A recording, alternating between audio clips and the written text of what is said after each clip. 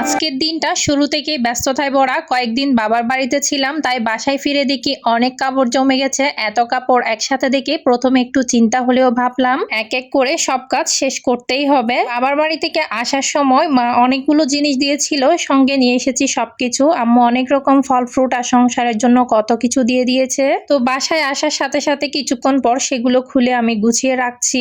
সবচেয়ে বড় চমক ছিল এক তোলে গরুর মাংস দিয়ে দিয়েছে। মায়ের বাড়ি থেকে এভাবে কিছু নিয়ে আসলে মনে হয় বিয়ে হয়ে গেলেও মেয়েরা কখনো মায়ের কাছে পর হয়ে যায় না। এইসব জিনিস একে একে গুছিয়ে নিজের জায়গায় রেখে দিলাম। তারপর চলে গেলাম রান্নাঘরে। তরকারির জন্য সব সবজি ধুয়ে কেটে প্রস্তুত করলাম। মাংস পরিষ্কার করে রান্নার জন্য তৈরি করে নিলাম। সবকিছু প্রস্তুত হয়ে গেলে চুলায় তরকারি বসিয়ে দিলাম। রান্নার সুন্দর ঘ্রাণে মনে হলো এত কষ্টের পরও সংসারের কাজের আলাদা একটা শান্তি আছে। এদিকে কাপড় চোপড় এতদিন যা বাবার বাড়িতে ছিলাম কিছুই ধুইনি। হাজবেন্ড তো এতদিন অনেক কাপড় জমিয়ে রেখেছে, সবগুলো একসাথে হয়ে গিয়েছে। আমি যেহেতু কাপড় ধুতে পারি না, ওয়াশিং মেশিনে ধুয়ে নিব, সেজন্য আমি সবকিছু জমিয়ে রেখেছিলাম। বাবার বাড়িতে তো আর ওয়াশিং মেশিন নেই কাপড় ধোয়ার জন্য, তো কি করব, গোসল করে করে কাপড় সব জমিয়ে রেখেছি আর এখানে এনে সবকিছু একসাথে ধুয়ে নিই। এদিকে রান্নার জন্য তরকারিটা কেচে আমি সবকিছু ভালোভাবে ধুয়ে পরিষ্কার করে রাখছি। আমি সবসময় যখন যা করি সবকিছু ধুয়ে পরিষ্কার করে নিই, যাতে ময়লাটা একদম না দেখা যায়। আর তরকারি কাটলে সাথে সাথেই নাকি তরকারির ময়লাগুলো ফেলে দিতে হয়, না হলে নাকি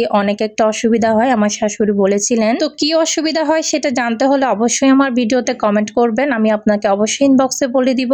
এই তো আমাদের প্রতিদিনের জীবন, কখনো কাপড় ধোয়া, কখনো রান্না, কখনো ঘর গোছানো, আবার কখনো মায়ের বাড়ি থেকে আনা ভালোবাসাগুলো যত্ন করে সাজিয়ে রাখা। কাজ যতই বেশি হোক, পরিবারের মুখে হাসি দেখলে সব পরিশ্রম সার্থক মনে হয়। আপনারাও বলুন তো, বাবার বাড়ি থেকে ফিরলে আপনাদেরও কি আমার মতো এত কাপড় ধুতে আর সবকিছু গোছাতে হয়? মন্তব্য জানাতে ভুলবেন না কিন্তু।